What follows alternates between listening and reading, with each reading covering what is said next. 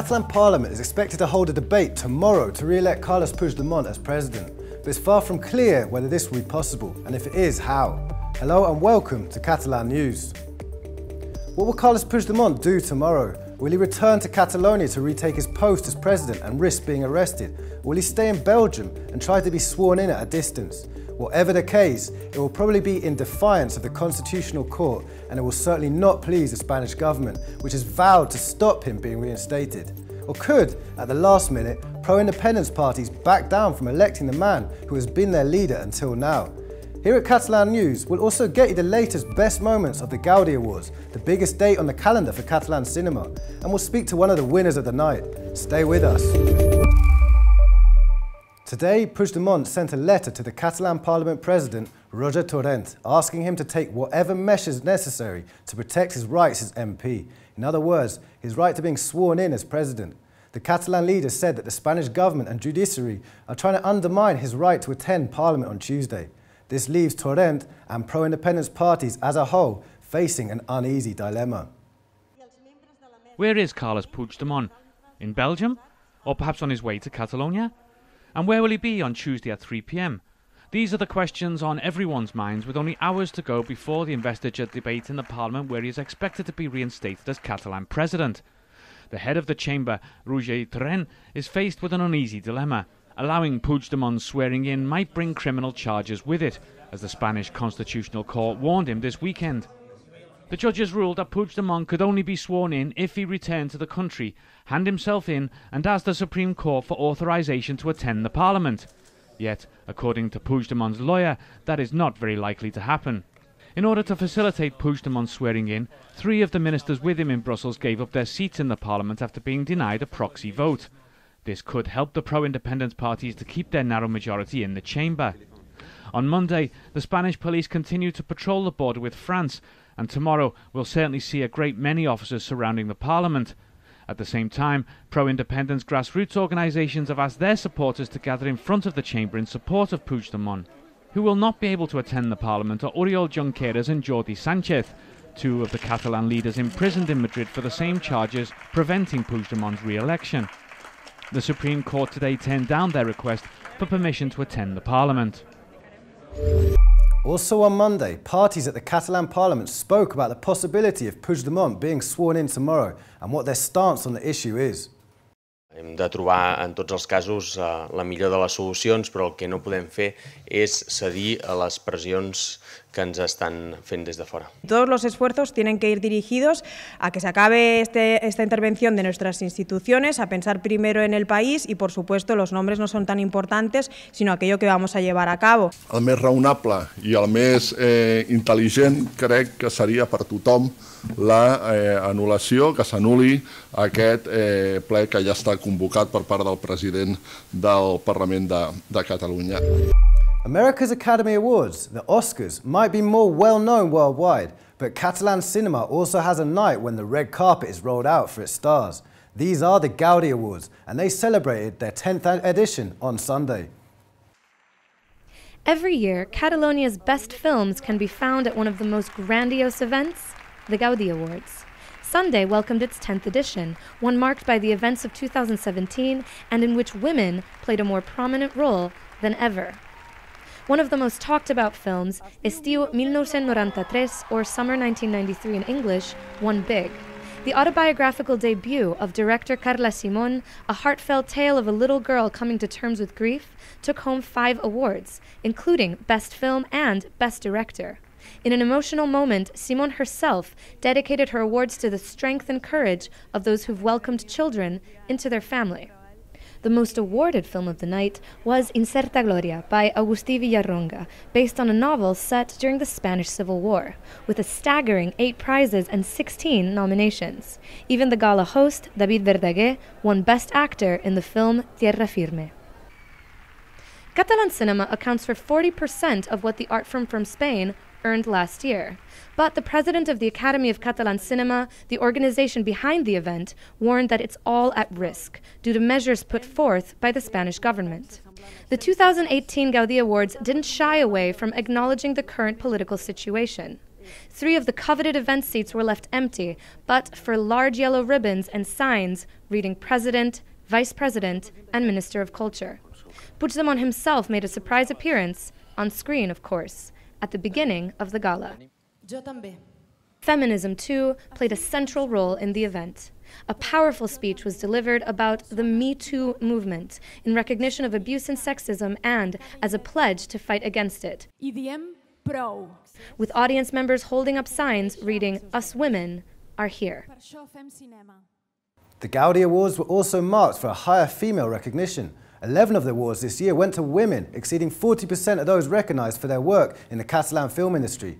One of those women was Lucía Stoyevich, director of the documentary La Chana, the film that won Best Documentary.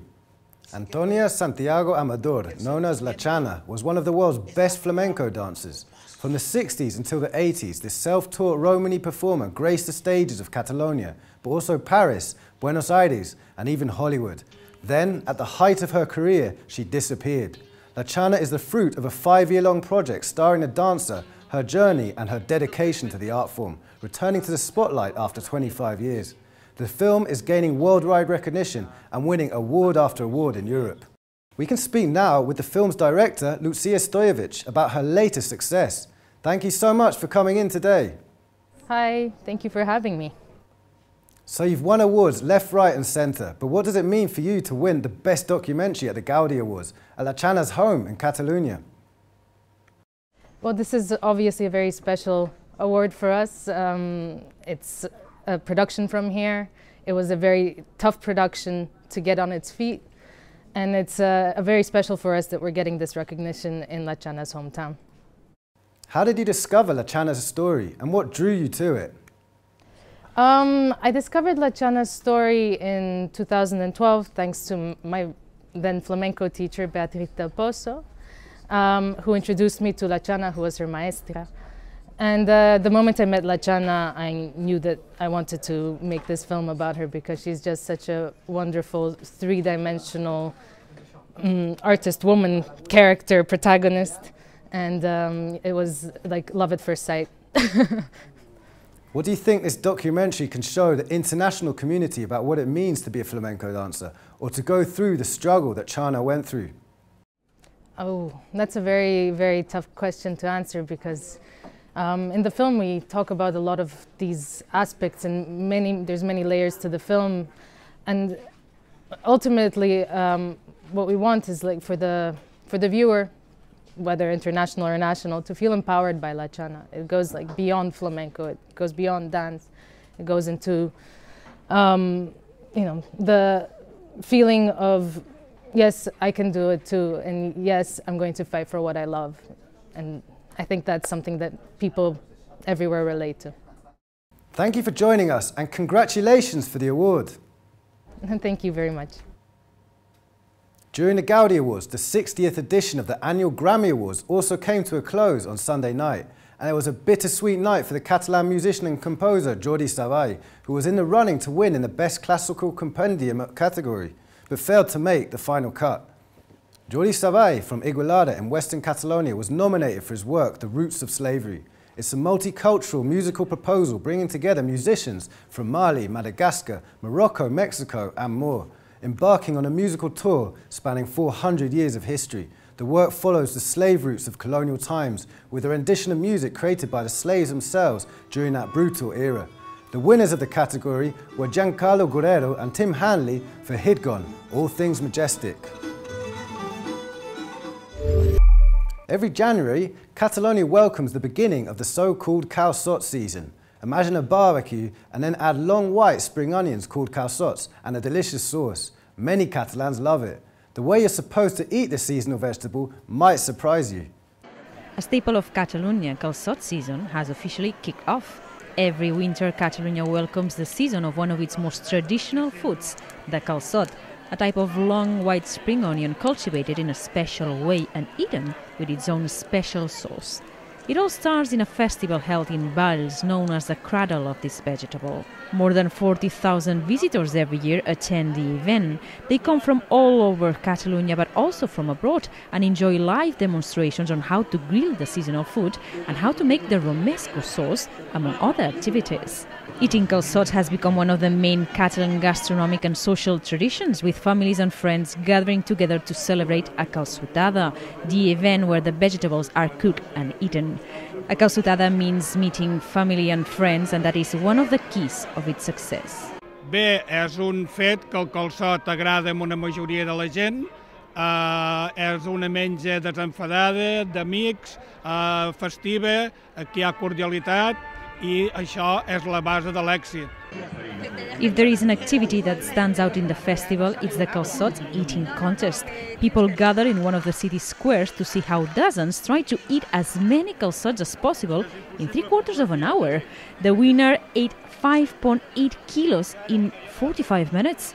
He not only won, but he broke his own record. And now it will be a while before he eats calçots again. En 2 setmanes no penjo més quilos, no hi sabe res. Estan molt bons, Now that the season's kicked off, those wanting to taste calçots have until spring to enjoy one of the jewels of Catalan gastronomy. Perpignan, a Catalan city on the French side of the border, will host an interesting photography exhibition starting tomorrow. Entitled Borders, students aim to tackle the themes of borders and what role they play in the world, as well as the independence process in Catalonia. The city of Perpignan maintains strong ties with Catalan culture, which is actually promoted by the local government. We hope you enjoy these photos and see you tomorrow.